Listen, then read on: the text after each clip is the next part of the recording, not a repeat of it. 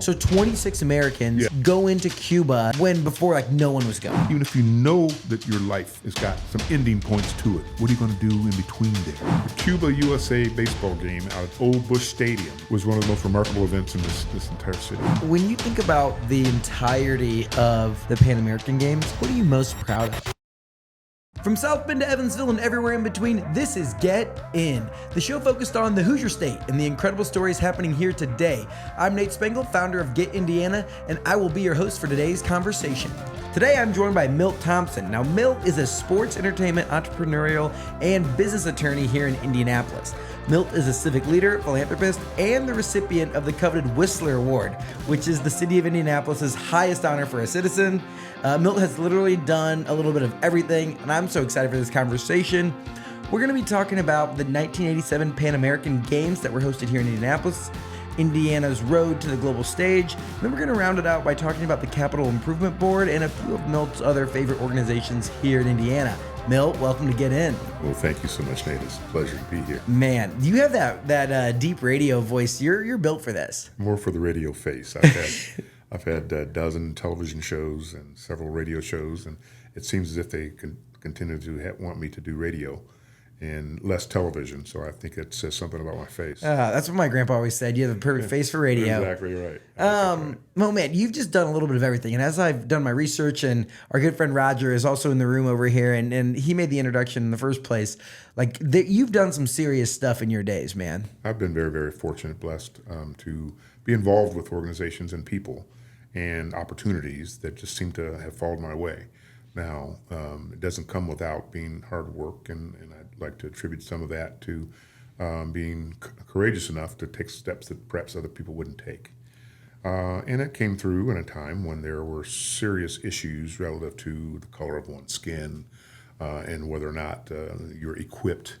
For example, in high school, I was a quarterback. I was a quarterback in their junior high team that was undefeated, and 3 middle schools came together to get to the high school team. And What high school? North Central High School. Let's go Panthers. Go Panthers. Yes, sir. But my dad said before we went, he said, you're the best quarterback in the state of Indiana. I said, oh, well, Dad, I'm glad you think so. He said, that's the reason why I don't want you to go to North Central. I said, what do you mean? North Central's the biggest school in the state. If I'm going to go, be there, and all the other parents and their kids, I'm their leader. They want me to be there. So he said, well, I think that something will happen that they won't let you be quarterback in North Central. I'll send you to rebuff. I'll pay you the extra money for tuition, so it will not come down to a matter of issues. He was just trying to give me a heads up. I said, Dad, come on. This is 1971. It's 1971, Dad. Come on. Come on, man. What are you talking about? The baseball team, we had our summer program in the County Mac League, and obviously from the same school, and we were really progressing pretty fast, and progressed to the point where we were going to win in the summertime, go to the state championship and then the national championship. We're playing baseball against Don Gullett, who goes on with the Cincinnati Reds, and he's played with Wilson Freight and out of Lexington, Kentucky, and we're going to play against these guys. And it just so happened that the tournament would go over the first 3 unpadded days of practice for the football team. There it is. I elect to stay on the baseball team because I was a starter. The other quarterback, whose dad I love the man, I love the situation behind it, but his dad was a counselor in the school, happened to be my counselor in the school at North Central, and he of course was not starting in baseball, so he decides to go back to the unpadded practices. Well, when we finish up our tournament, and it's from the same school, and you getting championship experience, that'll really help you in football. Well, I get there, and Coach Sonora says, "You're not the kind of leader we need." I said, "What do you mean I'm not the kind of leader you need? I'm on our school's team in the summertime, and we're succeeding." He says, "Well, you should probably be here if you're going to be the leader from the very beginning." That makes no sense to me.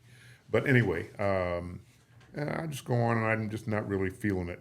So ultimately, my dad and I said, "Milt, you've got scholarships, opportunities. You can go almost anywhere in the country you want to go. You can do these kind of things, and you don't need to have your senior year. You're in North Central Counterpoints. You got music scholarships. You're the youngest person, to be in Counterpoints, and you got all of these things." What is Counterpoints? It's the top show choir. Wait, you were on the baseball team, on the football team, and you were in the show The choir? top show choir, yeah. Man, what doesn't this guy do? Well, I don't know. Back then, it was not cool because you were either a jock or you were a nerd, right? Yeah. In the music department, whatever. I don't know if it's that different today. Well, that was kind of the perception. Except around me and my friends.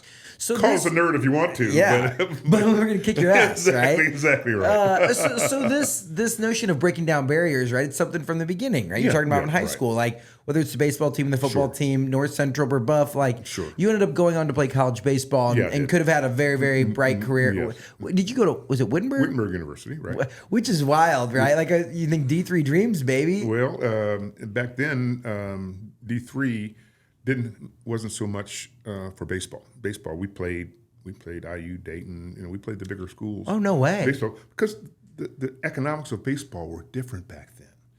Then the economics of baseball were they didn't take college players. It was 17 years old. You go through the minor league system, and they invest money into you.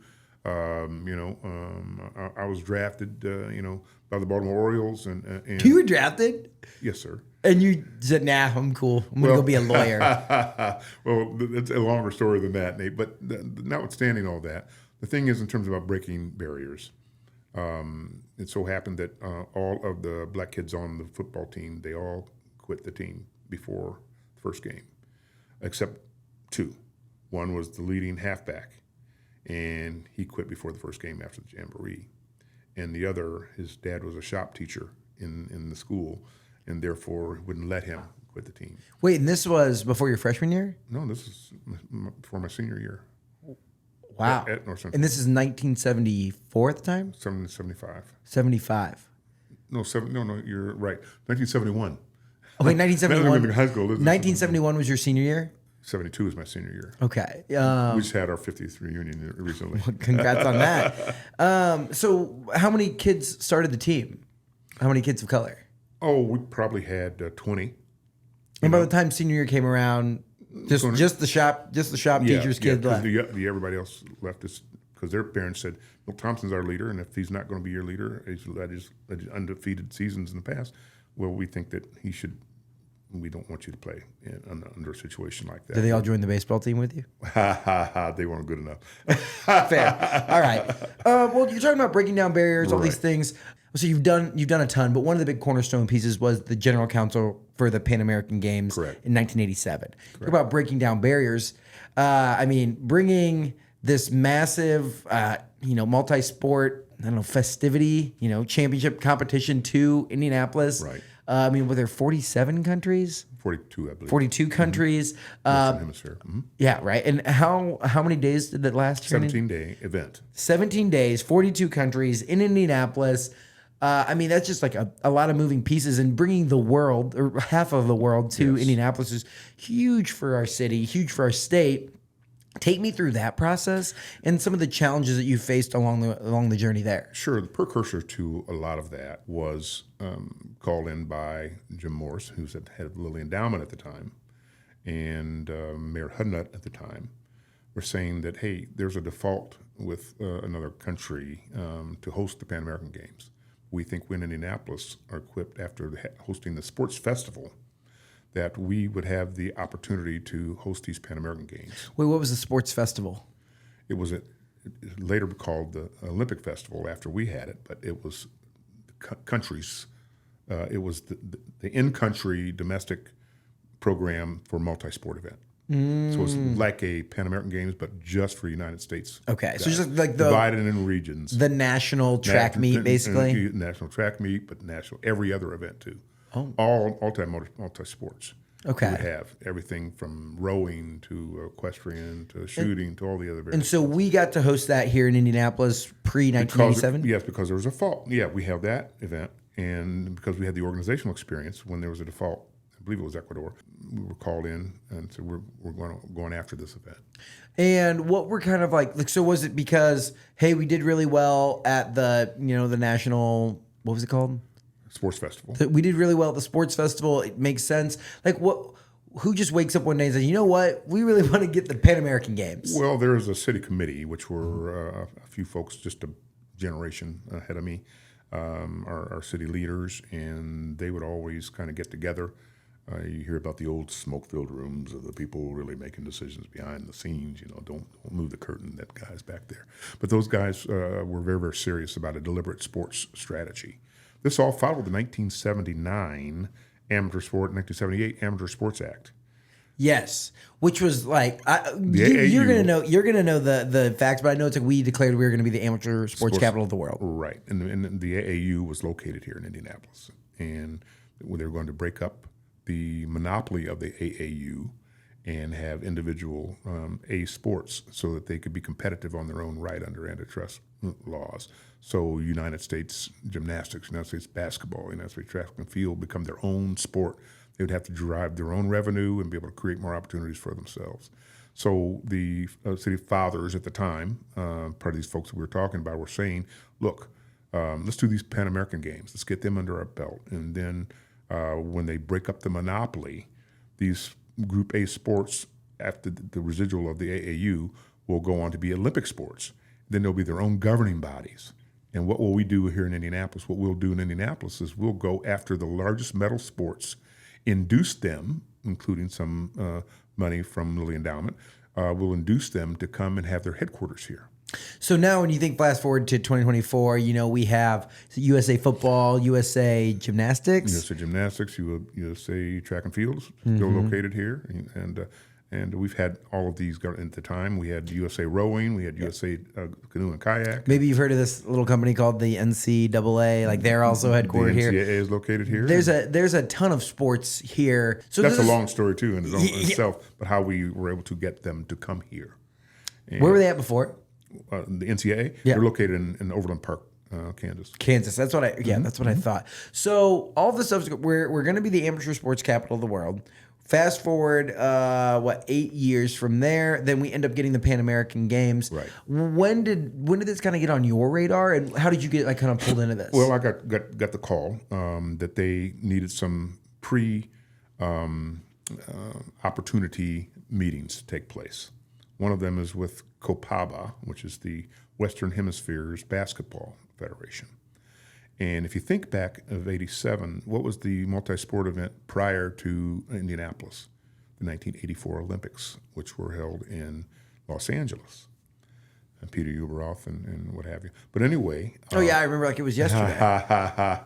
If you recall the 1984 Olympic Games, they succeeded the 1980 Olympic Games. At that time, the Olympic Games winter and summer were held in the same quadrennium. Two years before, they were all held in the same year. So the 1980 Summer Olympics were held in Moscow. Okay. And the Miracle on Ice was held in Lake Placid for the winter in 1980. These were both 1980 events. So it was 1980, 1980, then 1984, 1984. Yes. So when did they split those up to put them on? 1984, and that's when they began to split.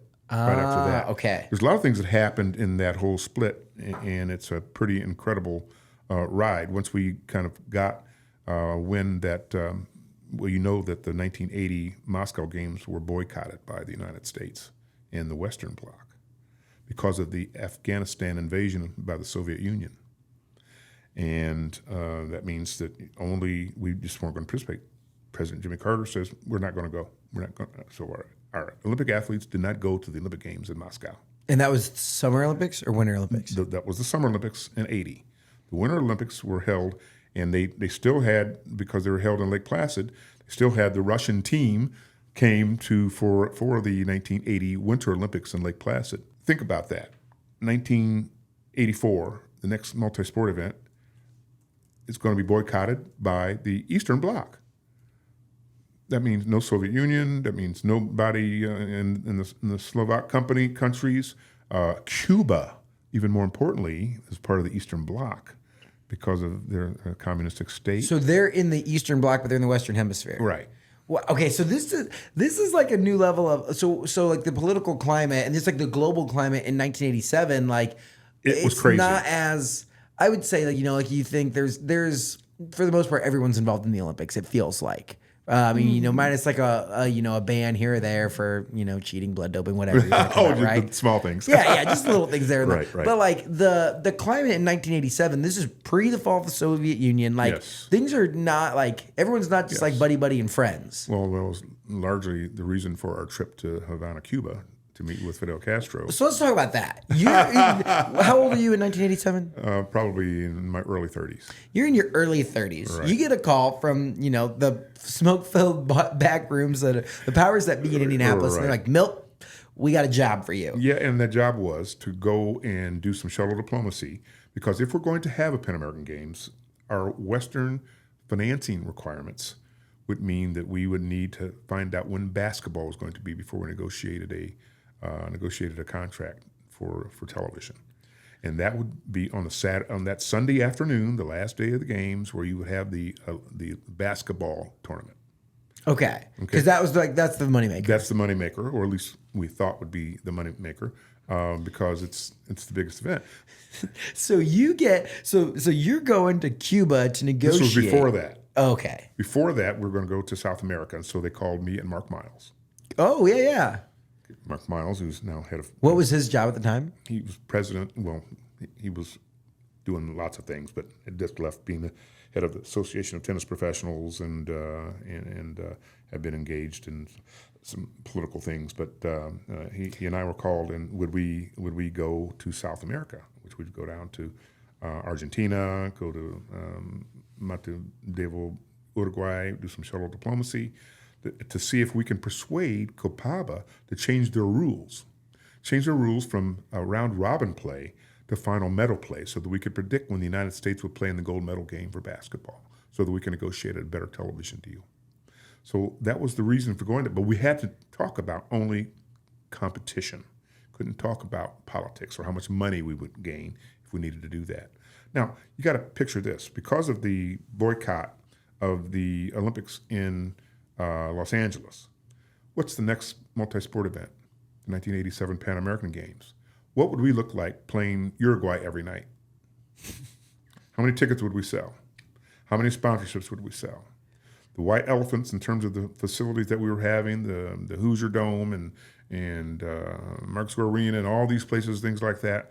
Who's going to go and watch that kind of competition? So it became very obvious that we had to somehow persuade the Cubans to break away from the boycott, come to the United States, and participate in our Pan American Games.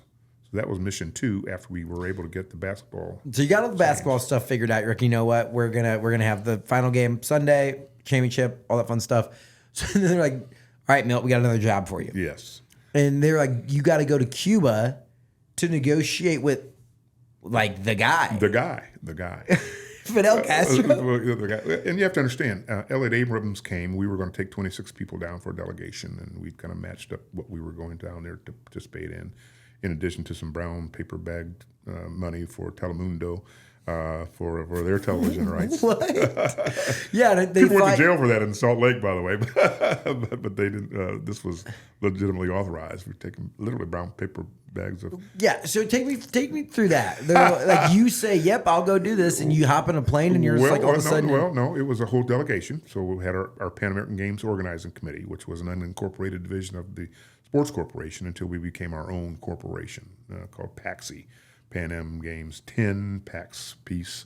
Okay. That became our corporate name. We'd come back from those various things, and the jobs for the General Counsel were up, and I was asked to interview for that, along with my good friend Tom Eccleston. We were both asked to interview for that, and we became General Counsel Vice Presidents of Corporate Development, which is fancy for raise the money, all the money for the games through contracts, sponsorships, supplierships, licensing program, which was just another significant thing that I can get into a little later if you want. But we kind of divided up responsibilities in terms of what's the legal side, fundraising side, all the careers kind of things that we would do. Tom did most of the back and forth to New York on television deal, whether or not we were going with Lorimar, whether we were going to go with CBS Television, which we ultimately had to deal with CBS Television.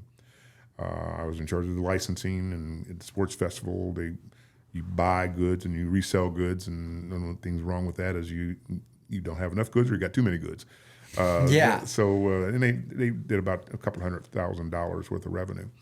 Well, here we decided we're going to get into a full-blown licensing program, a 17-day event, and have over 400 products and full-blown licensing, where we ended up with well over $2 or $3 million worth of licensing revenue. Oh, wow. Revenue. So we decided to get into that. But somewhere between there Yes. and where we were when you landed from South America is a trip to Cuba that I'd Yes. love to dive in. So you and the delegation committee, You did the delegation. you have a brown paper sack of money and you're headed to Cuba. for a separate reason. The other reason was to go persuade the Cubans to actually come to the United States. So, I mean, talk to me about how that works. Like you fly over there, you boat over there? The International Olympic Committee allows us to do international negotiations, although we had no diplomatic relationships with Cuba at all, which means they sent our State Department, Elliot Abrams at the time, came and did a briefing with us before we would go down there. And so we really don't want you to go down there. We guys just don't understand the political tension that's happening right now. The diplomatic pouches are being held up in Washington, D.C. by the Cubans, and our intersection in Switzerland intersection being held up from Washington pouches. It's not a good idea that you go down there because This is not safe. it's not safe. It's not a good idea. We said no, we're going because we have to go Because we love sports. under the aegis of the International Olympic Committee. They said, well, we're going to have to brief you before you go. So they take 13. It's like waiting for a high school cut list, for being on the basketball team, And well, you're 13. You're essential personnel, so you can go on this. And then we're going to match you with 13 members of the national press. So we had, Christian Science Monitor, Chicago Tribune, the Washington Post, and all. What was the thought behind that? Why did you need to be matched with a member of the press? Well, we just had members of the press that were going to go because this is international news. Delegation from the United States going to Cuba to talk about Pan American Games, because Cubans were so into sports. They thought that the Americans stole those Pan American Games when they became open for a bid. Fidel Castro's on a record speaking all well into the night about those Western gringos at the United States are stealing the games from us again. They're always stealing from us, taking from us. So he wasn't in a very good mood for us to go down there and say, will you come to our games that you don't have? Part of the whole deal was quid pro quo. If we get the 87 games, well, you can probably host the 92 games. Or 91 games. The 91 games? Yeah, 91 games in Cuba. And so there was a little bit of quid pro quo in our conversation. Lots of details went by that. So once So you're in the room with Fidel Castro. Oh, absolutely. Like, I think that you're just that's just so casual. Like, that's crazy. Well, it's been a long time ago now, but yeah, I mean, what? Well, this is 19. Okay, how many years before the games? This is 1986. Year before, and this is before the Iron Curtain had fallen. Yeah. So, and that's 91, right? Yeah. So we are going to take a charter flight down. 13 members of the national press, our 13-person delegation, or on a 1943 DC-3. I don't know what that means. It's an old airplane warhorse. I'm telling you. Wait, 1943. That's like a 40-year-old plane. Yeah, exactly. Heck yeah, buddy. So we're taking that. Well, on the way back, we had a 1939 DC-3, by the way, and those things leak oil, out of the engines. And my seatmate was Phil Jamofsky from the Chicago Tribune, and we're sitting on this plane as we're going down there. First of all, we landed in Miami. And, the Cuban nationals, they were just going, if you see him, you kill him for us. If you see him, you kill him for us. They were really, really, kind of anti their families. Wait, they're talking about Castro? Oh, absolutely. Quick pause in the action to introduce you to Barkeep Vodka, the cleanest tasting vodka ever, straight from the heart of Indiana. Now, this isn't just any vodka. It uses an innovative pressure filtering process that reduces bite, burn, and aftertaste. Now, I'm not usually a vodka guy, but when I first tried Barkeep, I asked them if they meant to make a vodka that didn't actually taste like vodka. Surprisingly, they said yes. Barkeep's subtle flavors means you'll taste the ingredients in your cocktail and not theirs. With its roots right here in Indianapolis, it's made with premium local corn and bottled in small batches to be gluten and impurity free. I also love the look of the bottle with the bar spoon on the back as a subtle reminder that this stuff was made for anyone who loves making cocktails. So grab a bottle of Barkeep vodka from your local grocery or liquor store and impress your friends with the cleanest vodka ever made. For more info, visit barkeepvodka.com. Okay, put it in perspective, right? I was born in 97. I understand, sir. So, How many people a year, how many U.S. citizens a year were going into Cuba? None. Zero. None. So in There that, may have been some diplomats back and forth to the intersection. but the fact that are these largely U.S. citizens for the 13 U.S. press? We were all. So 26 Americans Yes. go into Cuba Yes. when before no one was going. Exactly. Oh wow. Okay. And they're telling you that if you see Fidel Castro, you need to kill him. Well, that's what the nationals were who were servicing the airplane. They knew where we were going because it was a charter flight, and they knew what the regular. So they were like, Where did you fly from? Miami. So from Miami, how Right. far is that flight? it's supposed to be. It's really a short flight. Yeah. It's probably a 30-minute flight. Well, of course, it flies so low that they had to fly around so they wouldn't look down. We wouldn't look down on concentration camps. Literally making sure that we kind of maneuvered around. Oh my god! Because you could see down on the ground. You could see down on the ground. Okay, so you get off the plane, and what's your thoughts? Well, we were advised, don't give up your passports, your War and Peace books at home. Oh, man. If you see him, it'll be the last day you're there after your 11 days that you'll be there. If you see Castro, it'll be then. Wait, you were staying for 9, 11? Yes. Or Yes. 11 days? Yes. And if we see him, it'll be the last day that we're going to be there. So in the meantime, we've got all things lined up.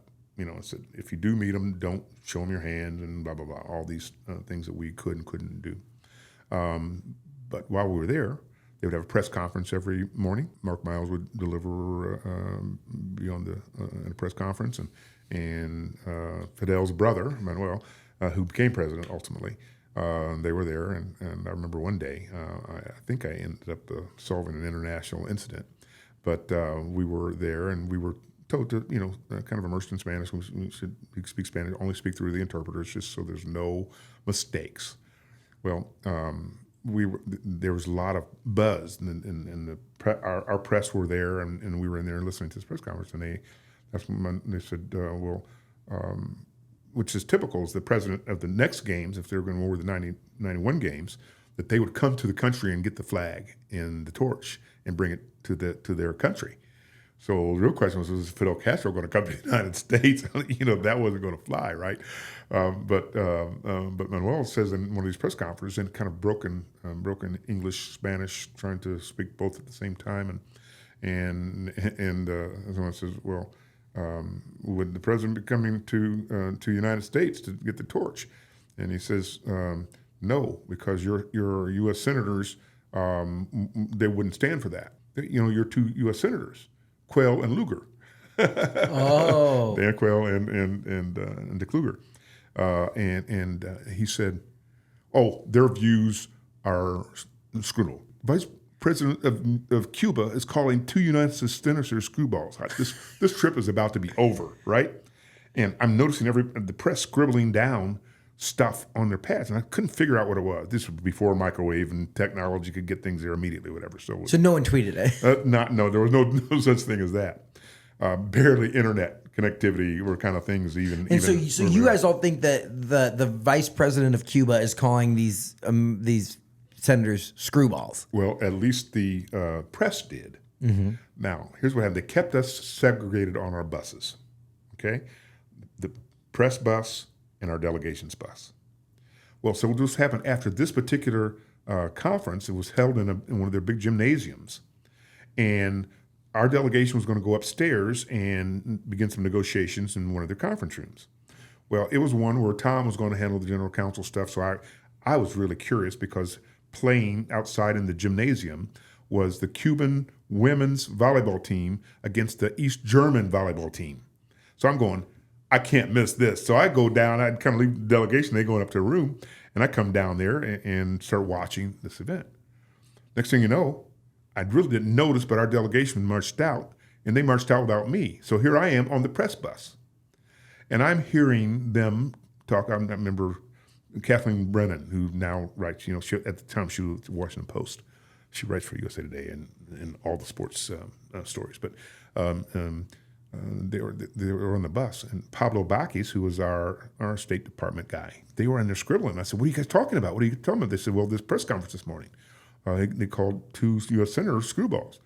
And I go, Pablo, what's what was this all about? And he says, he didn't say screwballs. He said, their views are inscrutable. I said, I get back there, immediately go to the Havana Libre Hotel where they dropped us off, and I get our delegation. I call Mark Miles, I call Sandy Knapp, I call Tom Eggleston, I call Oliver, the Brain Trust, and Larry Conrad, and who else were all on that trip, and say, this is a problem, guys. We may have to get out of here a lot sooner than we were anticipating getting out of here. Well, they finally got it taken care of.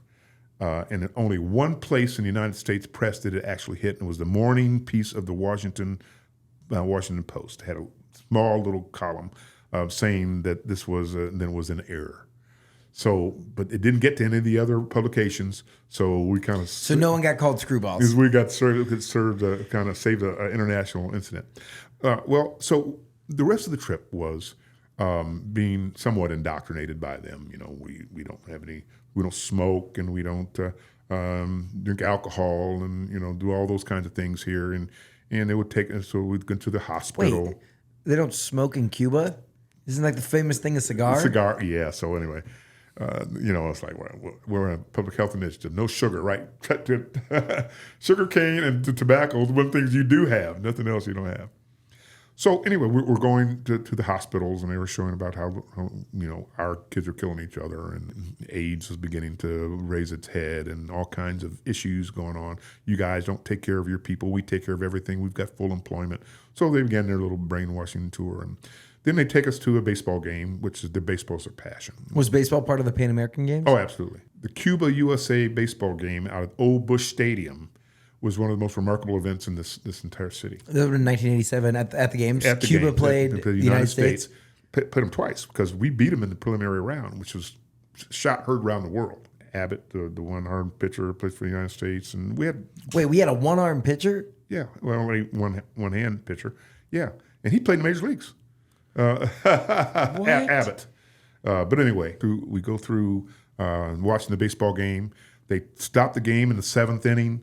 And it's almost like our Reggie Jackson version of him comes up into the stands. We're sitting down. I'll never forget the pictures. I still have photos of this. I can show you sometime. But we're sitting in the exact same place when President Obama was there at the game when he was starting to normalize relationships with the Cubans under his term. We were sitting in those same seats, and I got pictures. They come in. They start. There's Mark Smiles. They're giving gifts and things like that during the game. After we go there, they take us to their sports manufacturing facilities. And they're talking about how they'll be able to handle the games in '91, and we're a little bit skeptical because the venues were not nearly as pristine as something that we'd be used to. But then they had the Evander Stevenson, who was the big time boxer, who they were talking about. Will you fight Muhammad Ali one day? And of course Roberto Juan Torreno, who happened to be my liaison and happened to be the minister of sport there. He was the former 800, 400 meter world champion in track and field.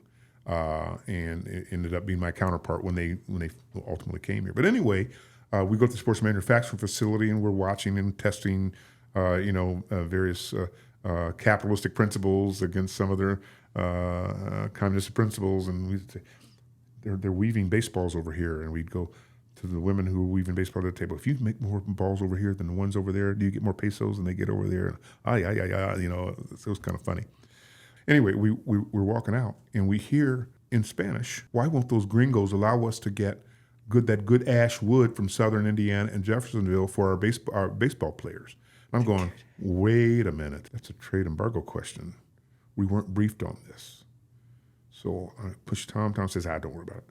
So I go, and I start telling Pablo Bacchus, I said, what's this all about? I said, don't worry about it, won't happen. So I get the entire team, the executive team together, and I said, they're talking about not getting wooden baseball bats. In fact, I'd done my own little research, but we didn't have Google, okay? But anyway, they would import aluminum baseball bats from eastern Pennsylvania up to Canada and have them flown down to Cuba, so they would have aluminum baseball bats. So the players were using aluminum baseball bats because they couldn't get good Louisville Sluggers and things like that. Just couldn't get them. And I'm going, wow, I didn't know this was an issue. Nobody knew it was an issue. They said, Milt, don't worry about it. It'll never come up. I said, okay, it'll never come up. Well, here we go. We're at the Tropicana Club the last night, drinking their rum, and I think it was Chief Fournette goes, gosh, I wonder who makes their rum? I said, just one person makes their rum. Okay, it's all nationalized, whatever it is. And next thing we know, we're just sitting there. It's 2 o'clock in the morning time. We were also told that if Fidel Castro is going to meet you, it's going to be very late at night. He's a nocturnal guy. All of a sudden, one of the guards that have been kind of around us comes up and says, "You, put everything down. Come with me right now." I'm like, oh my goodness, drop everything we had right there on the table. Get up. And they start marching our delegation. They leaving the press there, even the women. I remember saying I'm leaving her purse and everything there. They kind of march us out back behind the alley down single file, almost like execution style. I'm like, holy moly, we're not going to make it back to the United States. They're going to kill us for whatever we did wrong. But anyway, they've got 2 escort motorcycles on the outside of this bus. Manuel's sitting in the front seat of the bus. And they start meandering down through old Havana. No commercial signage except for one a couple days before. Me, Larry Conrad, Sandy, and then we snuck out. Well, there was no sneaking out. They were following us everywhere. But we snuck out and went to Ovidio's where Hemingway actually was known to have food. So they had a nice commercial sign. I got photos of it. I can show it to you at some point. But anyway, we walk in. So they're getting into the bus. They meander around. Next thing you know, we're coming up this hill, and there's Revolutionary Palace. I'm going, holy moly. So Manuel shows his face to the guard, wave us on in. They knew exactly what was happening and coming in, did the research on all of us. We were told, if you meet him, don't ask him any questions. He's the only one going to answer questions. Work through the interpreters. Don't do anything untoward. So they put all 13 of us in one elevator, and we go up like to the 4th floor, and it's the only place on the entire island where air conditioning worked. But still, 1958 ornate furnishings and things like that. And I'll never forget, we walk in, Sandy Neff says, I need to use the restroom, and so whatever. So this is out in the hallway, where they showed her to the ladies' room and come back. What seemed like maybe an hour, it was probably about 10 minutes. And this door opens up, Life magazine, Look magazine, all the magazine. You see this Fidel Castro. He's in his green fatigues. He's only like 5'9". He looked like he was 7 feet tall. He walks in, his fingernails were polished. His deep receding eyes that kind of penetrate right through you. You can see where the little charisma, and he kind of pats you on the shoulder, things like that, and he would be talking to you. He says, how's your stay been? What else were we going to say? No, it's been a great stay. Really good. I love it here. It was a great place. Food's good. No smoking or drinking for us. But anyway, he says, well, normally I would take you to my office, but the delegation's too long, so we'll just go to my conference room. So here we go, execution style again, one by one into the conference room. What was his opening line? Like, what did he like? You walk in, door opens, and he goes, "Hola, amigos, what's up?" Welcome. Is it solemn? Is it like are the hairs on the back of your neck standing up? A little bit. I couldn't say we weren't nervous. I can't speak for everyone, but I mean, I was a little nervous. Yeah.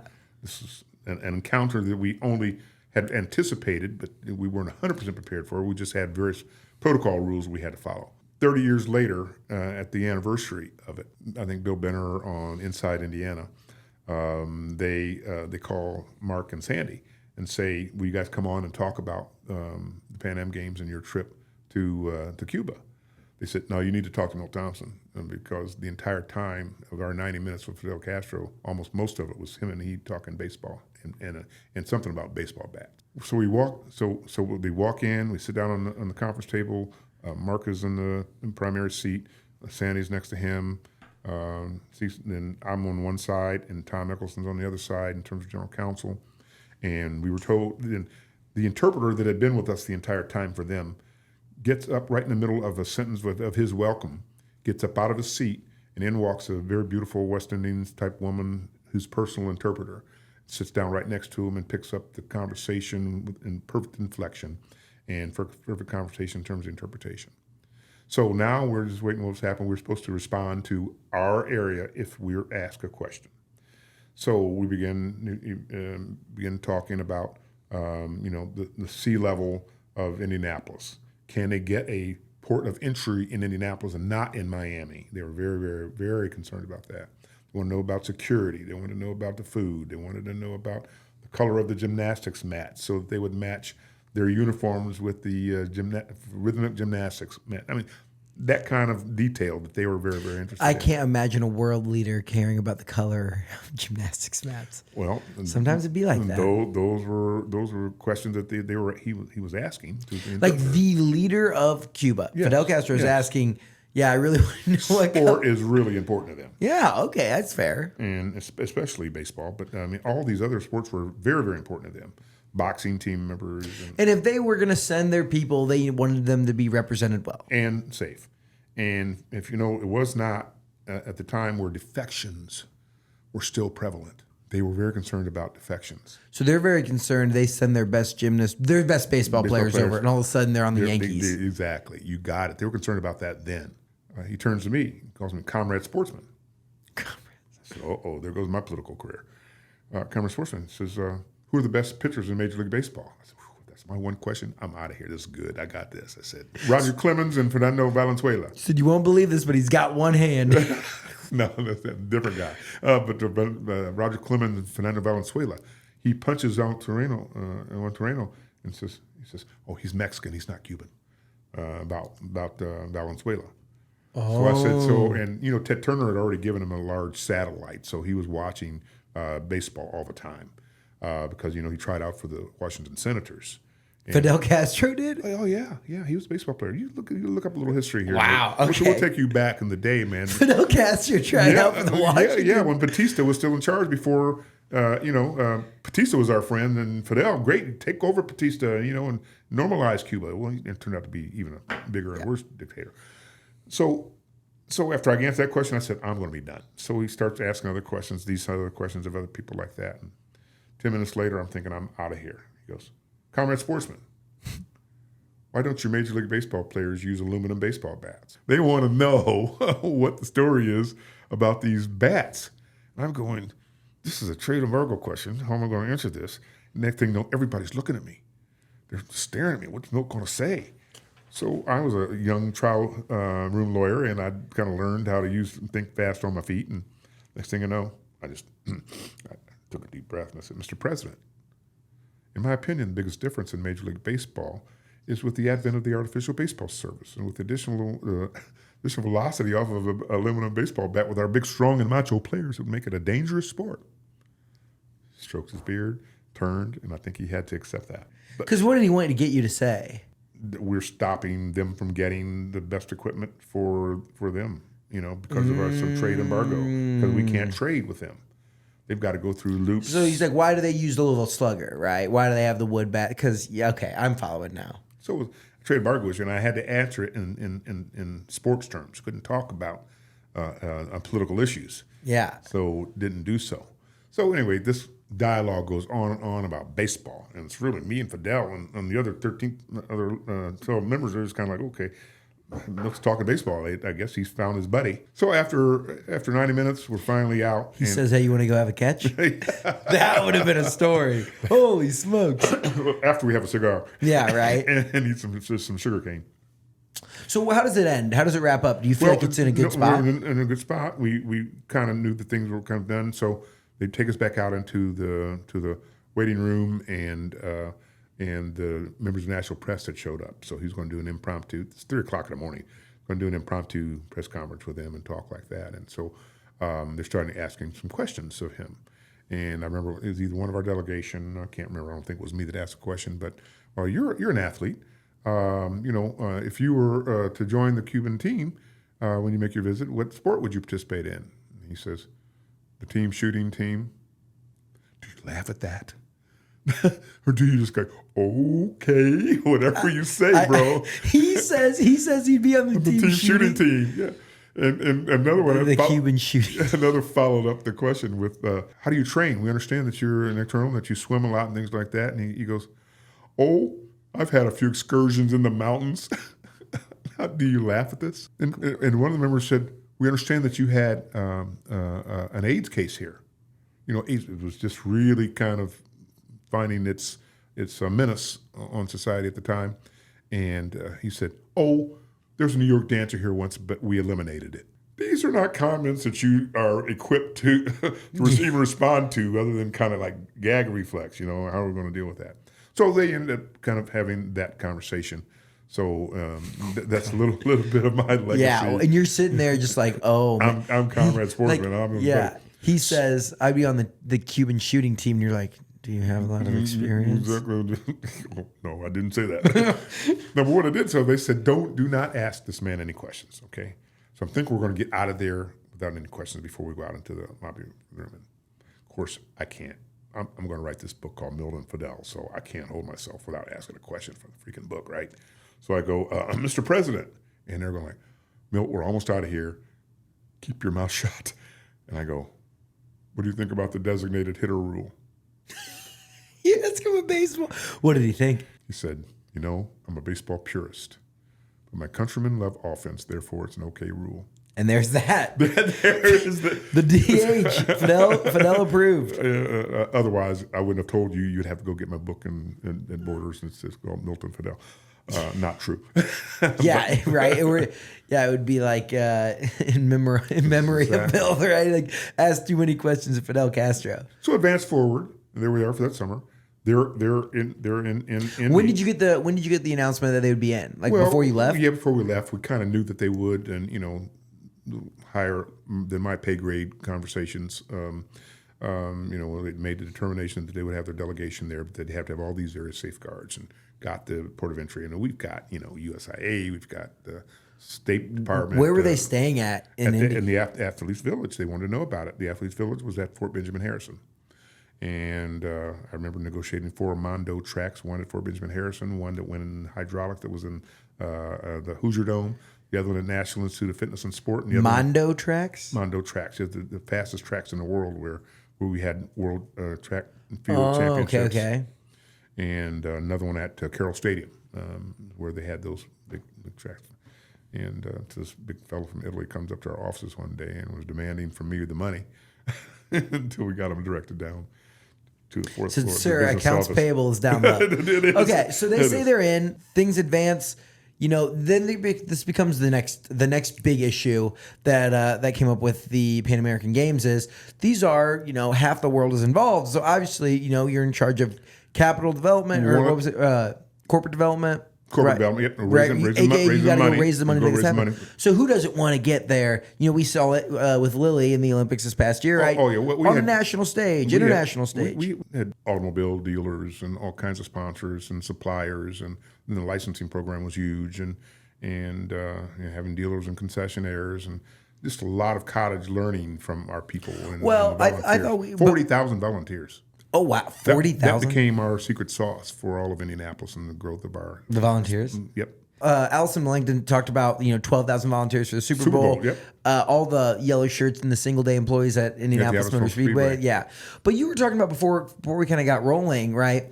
That the sights were set a little bit higher, right? Like, this is a global event that everyone wants to be a part of. From a marketing and sponsorship point of view. Yes. Not from a interest point of view in terms of sport. Because there was a lot of interest. They were their boxing team was pretty good. They were concerned about their safety. In fact, one of the questions that they asked was, "Who's doing the closing ceremony?" At the time, we didn't know. It turned out to be Gloria Estefan, Cuban. During the closing ceremony, the Cuban team sat and did not get up and dance like everybody else. Did she defect? Well, she was already here.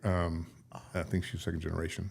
Okay. She's Cuban heritage, and they're not for us. Not for us, really.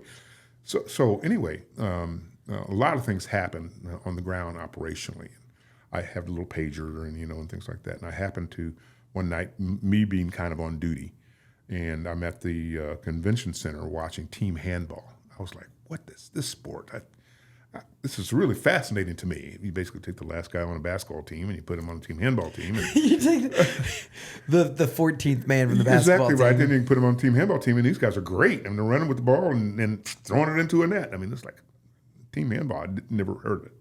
But, I learned a lot during that period of time. This is after I'm taking care of a quarantine with horses coming in for the equestrian and going down to Camp Atterbury and up to Lake Michigan for the yachting events. And we kind of took over the state and all that.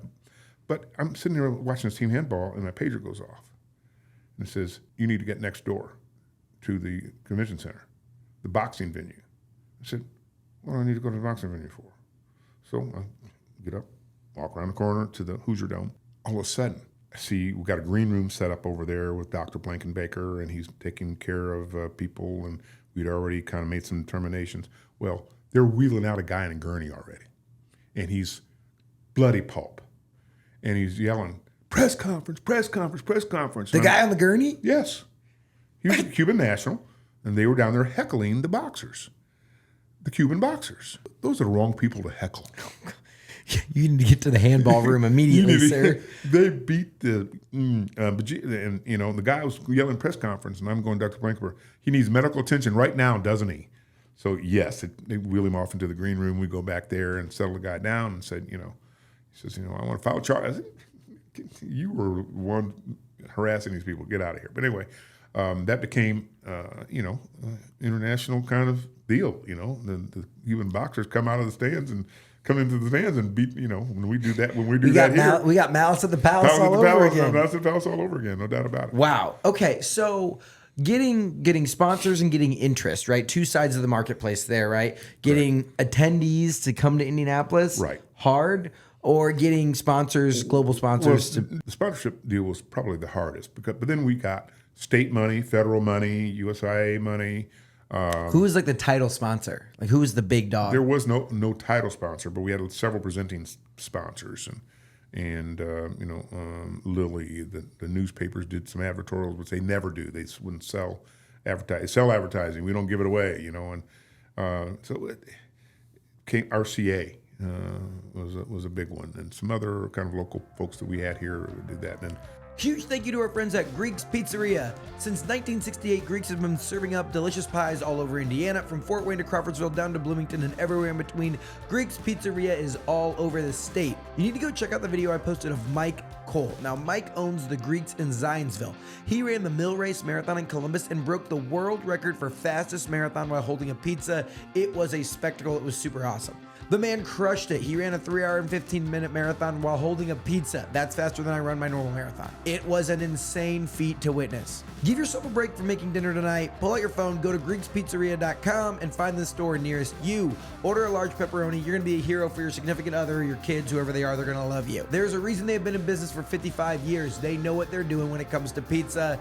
Go check out GreeksPizzeria.com. When you think about the entirety of the Pan American Games, what are you most proud of? That we pulled it off. I learned years later when I was a member of the Capital Improvement Board, but how you count economic impact is completely different than the facts of making dollars and cents. I'm not sure that Allison covered it when you chatted with her, but the Super Bowl, did you talk about economic impact that the city would have? And Visit Indy has their own formulas. We kind of talked about it when Leonard was on. Gotcha. And like, you know, All-Star Weekend, it's like, yes, there's a certain amount of like dollars and cents, but there's also like the marketing about it. Well, if you think about the Super Bowl, if you're going to advance to that big event that we had here. By the way, Mark Miles, the three largest events in Indianapolis, he was over the top of all three of them. The Pan Am Games, the 100th running of the Indianapolis 500, and the Super Bowl. Oh, wow. So he knows a thing or two about big events. My high school buddy. Oh, wait, no, he went to North Central? Yeah, I think North Central Friday. Yeah, no, he's 1 year ahead of me. Look at that. Wow. Talk about just two local guys just making a big impact. Well, it wasn't just two. There are others. Oh, tons. So economic impact, right? Yeah, That's what we're. But counting dollar for dollar, if you think about the NFL is for, guess what? The NFL. Everything has for them is free. Their media press rooms, they're part of the package. You can't sell those hotel rooms because they get them for free. So when at the Capital Improvement Board level, when we add up at the end, we're listening to reporters talking about, well, you guys obviously made money. You did not make money. When you're talking about dollar for dollar investment versus return in real dollars, not in terms of investment dollars, in return on investment. In returns of like, you know, the state invests $10 million to bring the Pan American Games here. They did not make $10 million. I don't know what their real numbers are. You get the drift. But I don't learn that until, spending some tenure at Capital Improvement Board, and then you learn like, hey, based on all these other factors and the this and the that, it ended up being the effect in the pipeline of business, and how I was on Visit Indy's board for a long, long time, and the Tourism Tomorrow board for a long, long time. When asked to go to the Capital Improvement Board, I was asked first to go to the Bond Bank Board. So I sat on the Bond Bank Board. And when from the Bond Bank, they asked when they had they wanted to move some chairs around, asked if I would go to the Capital Improvement Board. So I went to the Capital Improvement Board, and well, let's talk about that. I keep hearing, specifically when I'm in conversations with you and Roger, about the Capital Improvement Board. the CIB. Yeah, what is that? Quasi-government relationship. And explain it to us in terms of like people that aren't super political and don't know a ton about the inner workings of how government happens. Your capital possessions always are going to need improvements. Okay, so things owned by the state or the city. The city. Things owned by the city And quasi-owned by the state, if you're talking about. So what are the big, parking garages. if you had to say like, hey, the big things that are owned by the state, the top Lucas Oil Stadium. owned by the state or owned by the city of By the Indianapolis? city, but there's some state interest in it because there were some state dollars in it. I'm on the Indianapolis Indians board, Victory Field. So when there was lease negotiations between CIB and Victory Field, I had to step out of both rooms. I mean, and that didn't stop people from speculating and saying nothing like the. So are the biggest assets that the city owns these stadiums? Those events, these stadiums, yes, and the parking garages, and so the city owns Lucas Oil Stadium and rents it to the Colts, or how does that work? Are they like the landlord? Leases. Leases it.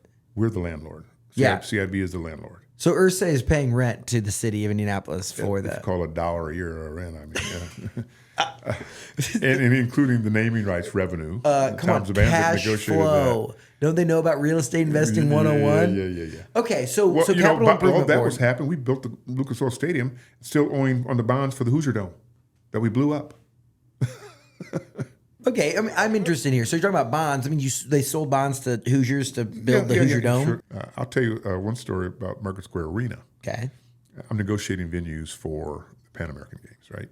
And go over and negotiate a good deal with the people at Market Square Arena.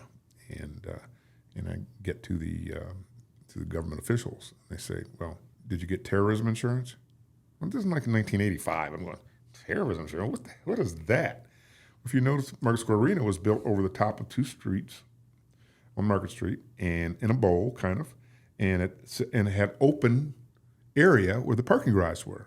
You could drive your car right into the parking garages right underneath Market Square Arena. No problem, right? It worked out great for a long time until the guy says, "Do you from the State Department?" He says, "Well, did you get terrorism insurance?" I'm going, "Are you kidding? What is that? I didn't know." So we had to do our research again. So there we find out that K&K up in Fort Wayne could actually do terrorism insurance. This is before anybody even knew what terror was. Maybe a few things in Beirut or whatever it is, but there was really nothing that we were afraid of. So wait, I never knew what this arena totally looked like. It you could literally drive underneath it. Absolutely. And you did. I mean, I would make you get terrorism insurance too. Well, but now with our mentality of terror, it never crossed our minds that Not somebody in 1985. Yeah, nobody's going to drive a car under there. They said they would drive a car under there and have a bomb. I said, why would anybody do that? I'm serious. I mean, I'm the negotiator for these videos. I'm going, why would anybody do that? Yeah, no, there's no way to do that. Yeah, of course, several years later, we blow it up ourselves.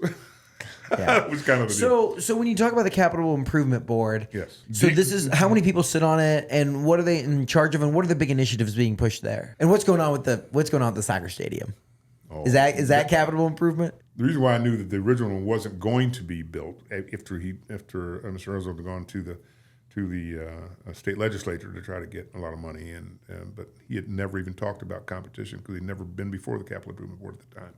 So I kind of knew that wasn't going to go anywhere, and they offered him ultimately some money for Carroll Stadium, and the money for Carroll Stadium didn't allow for a developer to develop around it, so he turned that deal down. And the most recent deal, I know a little bit about it. Indy 11 spot was not going to work. So this is the heliport spot now? No. 11 Park, the original spot there. Park. That was built over a cemetery or an old cemetery. The reason why I knew it wasn't going to work there and why people were asking me about that development, I also sat as chairman of the board of Crown Hill Cemetery. That'll do it. Crown Hill Cemetery were called because of possible remains. And would we be helpful in identifying the remains and then taking them to Crown Hill for interment? Well, They find out there's more than just a few bones. They even find a complete full mummy. So I knew with our historic preservation people and groups, we have an African American group, and they were just saying, there's no way. They'll never build over that. So the mayor had to have an out. So he got us out with Ursel and started to work down the path of what was going to happen at the heliport. Of course, Ursel's top financier, Fort Wayne billionaire, comes in and buys up land right yeah, next to maybe you've heard of our friend Chuck. Yeah. Chuck says, hey, I like that heliport where it is because I can just zip down from Fort Wayne in my sweet copter, which I love. I think it's sick. I love these helicopter guys. More importantly, my analysis with the other journalists around who asked my opinion, as if my opinion counts anymore, but it's not in the cards. They say, why is it in the cards? I said, if you look at sports development on the Rust Belt, just go down Highway 70 and get our comparable sized cities, Cincinnati, Kansas City, St. Louis. Just drive down Highway 70 and stop at these cities. They can only support 2 major league sports. 2 major league sports. Yeah, Kansas City. Hockey is that you got. We have basketball, football here. Can't do baseball. I was the head of the Major League Search Committee when we thought we could drop the antitrust exemption and then go after a major league team. For baseball? For baseball, yes.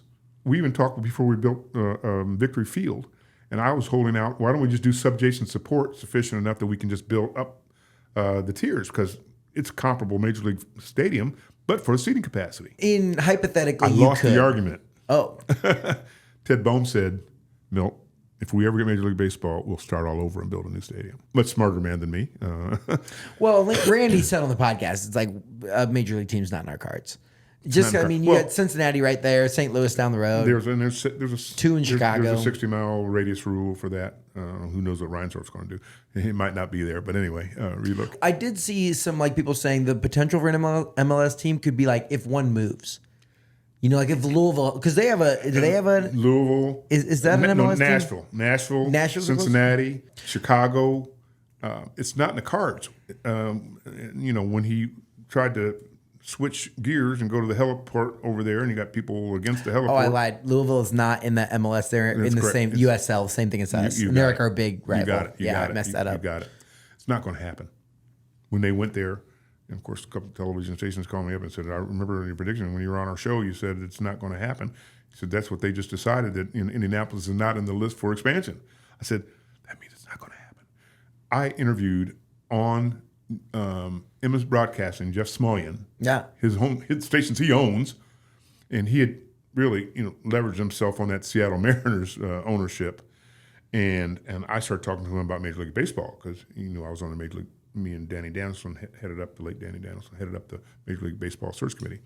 And we had identified Art Engadi instead of Dave Elmore in terms of expansion versus buying an existing franchise and doing it. And Marge Schott said, over her dead body, was that going to ever happen?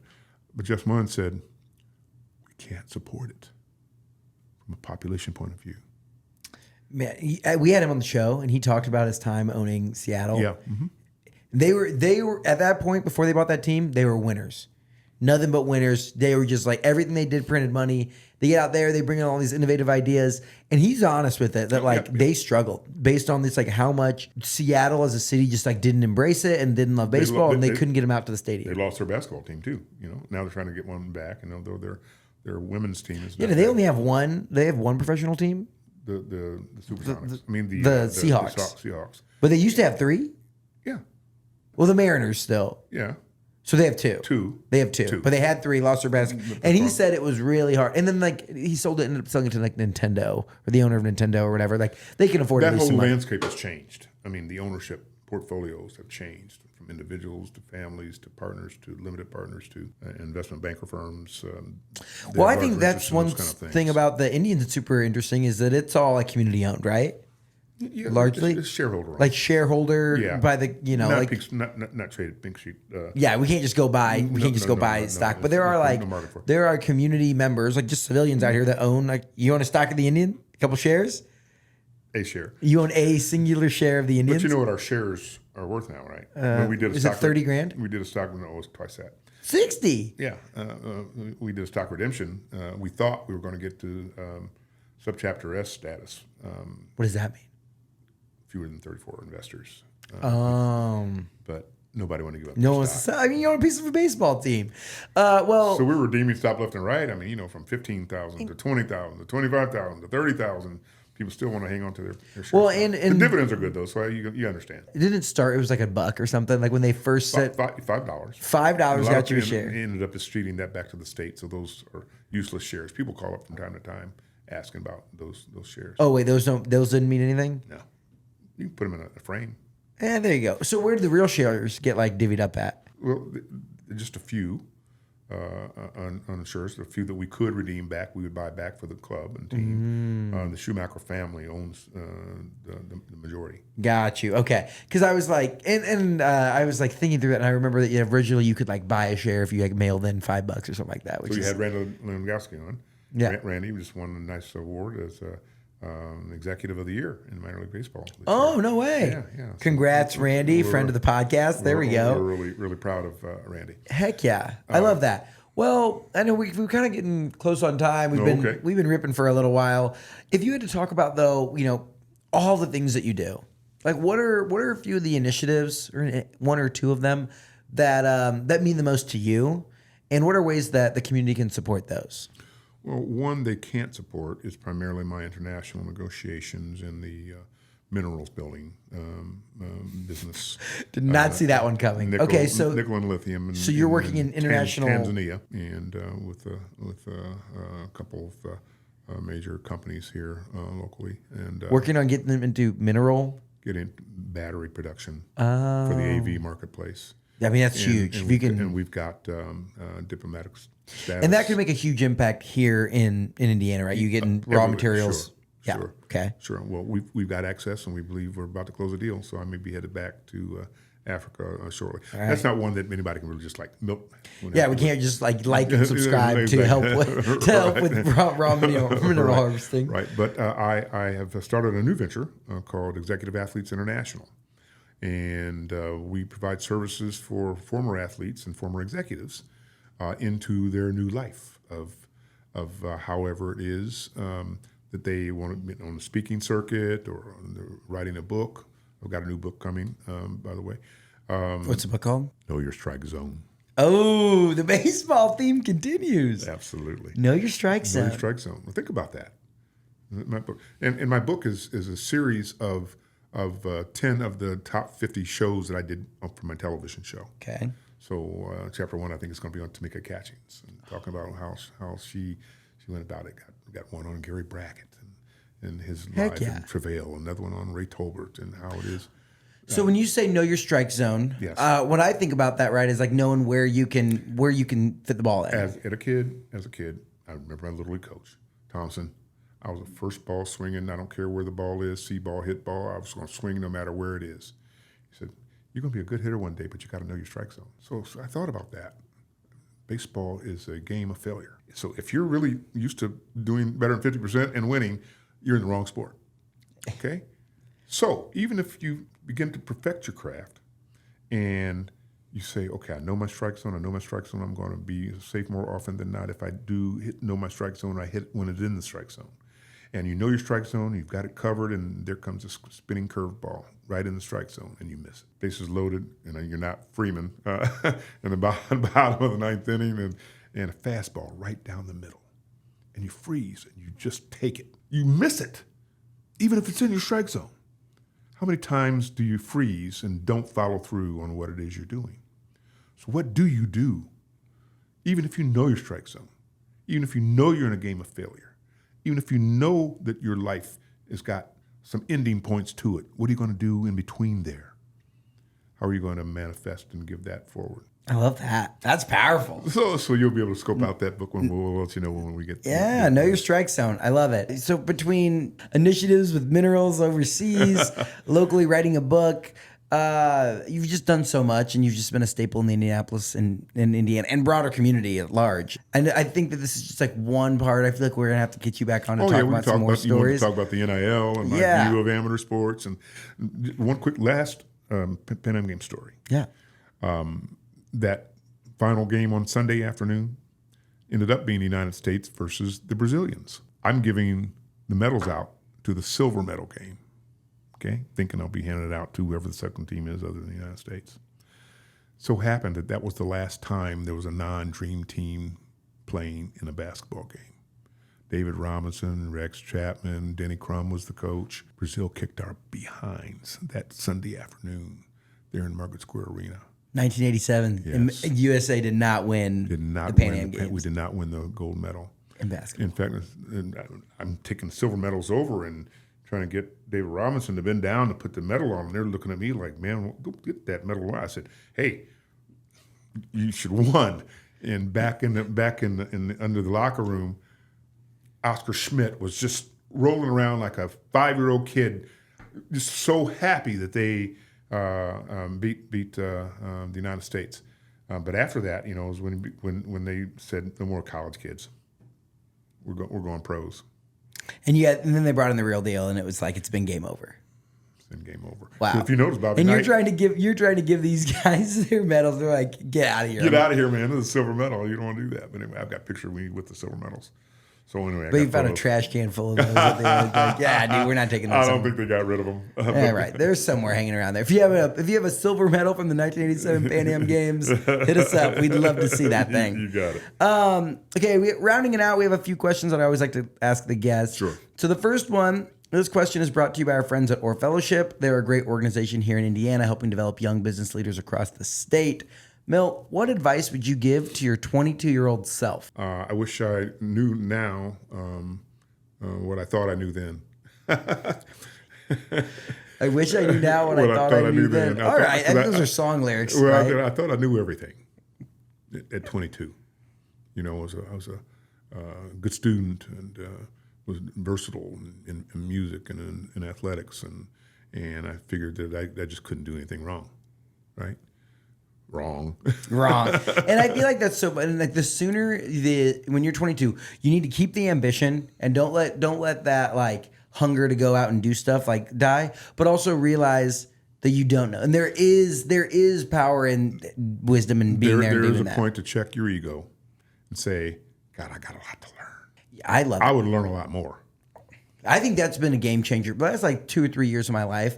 I've realized that one, if I'm the smartest person in the room that I'm in the wrong room. You're in the wrong room. Right? And two, it's like spend time learning and like even if it's about the most random things, right? Whether it's lithium mines in Tanzania or like, the Pan Am Games that were hosted in 1987. Like I find it so fascinating. Right. And I just find that there's so much you can pick up. And as soon as you stop being like, I know everything there is to know, like the world opens up for you. Well, just think about the people you've talked about that have been guests on your show. All these people are smarter than me. I don't know about that, right? Like, I mean, yeah, fair. Like, but these are people who've made changes that you even consider me as in the same breath with them. It's sometimes not even easy to take, but I recognize my limitations. I think that's a very humble approach. I do believe that you are. Everything is not in the strike zone, by the way. Right, man. I mean, you've crushed it, and I think that it's cool to be, let's say, as seasoned as Milt is, and to still have that Hoosier humbleness right there. I think that's super special. But passion and ambition yet. I hope I'm not done. I love it. I think 70 is the new. How old are you? 31. I'm 27. 27. Oh my goodness, Roger. If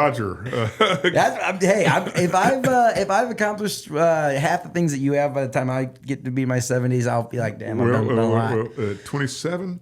I was married at 26 and graduated from law school the prior year and was trying cases as a Marion County prosecutor. And you did, what was it, 100 cases undefeated? Something like that. Do they say undefeated? Is that a thing? It's like a sports term. Undefeated. With an astonishing record of 100 in cases. Well, as a prosecutor, that's, you pick your cases that you try. That's fair. As a supervisor, I'm going to win that one. Oh yeah, well, so. All right, we have the same questions I asked everyone at the end of every show. First question is, Milt, what's something the world needs to know about Indiana? That we are way, way, way more than what we used to be called as Indy No Place. We're way more than a cornfield with a racetrack in the middle of it. One thing is about, I'd mentioned it earlier on, our secret sauce is 40,000 volunteers showed up in 1986 before the Pan American Games. We really didn't need to recruit any more volunteers. We needed to find something for volunteers to do. When you think about it, the volunteers here are not just a cottage industry. They have learned how to put themselves in position to lead not only this city and state, but this country. If you think about big-time gigs, think about Jack Swarbrick, who's athletic director at Notre Dame for all those years, came right out of our tutelage. Think about Fred Glass, who was the athletic director at IU for a long time, and where did he get his tutelage? Right here in terms of the work that we've had. And then I always think about when you talk about volunteers, when you talk about the NCAA, you talk about Mr. Shaheen, when he literally, when we were shuttling people from NCAA back and forth, he was a volunteer driver. Holy. And he ends up on CBS television administering the Final Four. So there you go, right? It's like early on. Learn. That's what when people ask me all the time. How do I? We ran a program called How do you get a job in sports? Because there's so much supply, very little demand, right? And people will do it for free, right? Yeah, That's what they say. do. But the conclusion is the best way to have a job, get a job in sports, is to have a job in sports. Oh, okay, yeah, right. So, hey, I'll show up and I'll drive people around or do whatever. Do whatever it takes, but don't just do it to be doing it. I did it to be connected with people. I founded the Amateur Baseball Association because I could be around people, high school and basketball football coaches. I started a television show from nothing so that I could have a recruiting advantage when I got into my agency business representing professional athletes. And I end up, with the Ray Tolberts and the Jimmy Thomases and the Detlef Schrempfs and the Rick Smiths. I knew you were going to say Detlef Schrempf. I love that. Okay, Milt, what is a hidden gem in Indiana? I'm a strong believer in our park systems. We've got some wonderful state parks. I'm chairman of the board of the Indiana State Gaming Commission. Oh, where's your property of choice? All of them. We don't care where you go, just go to one. I was just out in the Terre Haute, the new one out there. Right. Phenomenal. There you go. Great spot. Final question for the day. Milt, who is a Hoosier that we need to keep on our radar? Someone who's doing big things. Caitlin Clark. Heck yeah. Have you met her? I have not. It's on the list. She will be sitting in that seat. Maybe we'll be more in an elevated status by then. Your status is good, brother. Yeah, I love it. But I would love to talk about, you have the basketball side, but it's like, I want to know. She's the next market mover. Oh. We used to talk about, Michael Jordan moving markets. Muhammad Ali sitting out for 3 years, still moving markets. I mean, she's done huge things. I just had Allison Barber on. We were talking about, and Indiana and Indianapolis specifically, I guess all of Indiana is positioned to be the epicenter for women's sports globally. Well, there are two significant efforts going on about that. And one of them with my company, Executive Athletes International, is Lynn St. James. I had represented her a little bit back in her racing days. And now we're working on the behind the scenes to get a full-length movie presented. Oh boy! For her. Heck yeah! Yeah, and then we also have the Indy Ignite coming to town, which is the volleyball team will be on the north side. Yes. Allison's new the Marvella project and everything going on up in that leadership and development center up in Northwest Indiana. Yes. So I mean, we're definitely positioned to make some big moves when it comes to women's sports, and I'm excited to. And Julie Ragsdale's been back kind of behind some of that, and she left her general counsel's role at Strata and has helped us start the Indianapolis Indians charities program. Do you go to swing? I didn't because I was away. Well, it was canceled this year because of rain or whatever, but I've heard that's one of, because everyone has their thing now, Zubilation. Our inaugural year was last year. Yeah. And Randy and his team really working hard to be able to use that beautiful facility that we have. And we've invested a lot of money in that facility. And that's one difference in the Capital Improvement Board. that capital improvement board actually operates Lucas Oil Stadium. Indianapolis Indians manage and operate Victory Field. Okay. And Pacer Sports and Entertainment have the contract with CIB to manage and operate Gainbridge Fieldhouse. One is run completely and staffed by, Eric Newberger works for the Capital Improvement Board running Lucas Oil Stadium. That's interesting. Pacer Sports Entertainment, they have their own management contract. The more you know. And what the Colts want, the Pacers want. They think there's parity. We got to have that. If you're going to put a new concession stand over there, well, you need to fund a renovation over here. But Nice. Well, Milt, I appreciate you stopping by and taking the time to educate us on all some amazing things that have happened in Indianapolis and the things that continue to unpack and just like the history and knowing. Like, I think learning about Capital Improvement Board, learning about the Pan Am Games just helps us to make it a better community and know what's going on going forward. So I appreciate you. I'm sure this will not be the last time we have you in the chair. And just thank you. Well, thank you, Nate. I love your venture. I love the influencers that you've already gathered, and you're going to blow it up, man. 20? Are you serious? Seriously? Yes, sir. Good Lord of mercy. I was blessed to have my daughter, my real superstar, came in town for a couple of days this past week, and it was good to be with her. Where's she live full time? She lives in Upper Maryland, Delaware. She's the doctor, lawyer, runs the transplant lab at NYU. Hey, yo. And I post on Instagram for a living. It's like some people have crazy cool jobs. But you want to know something?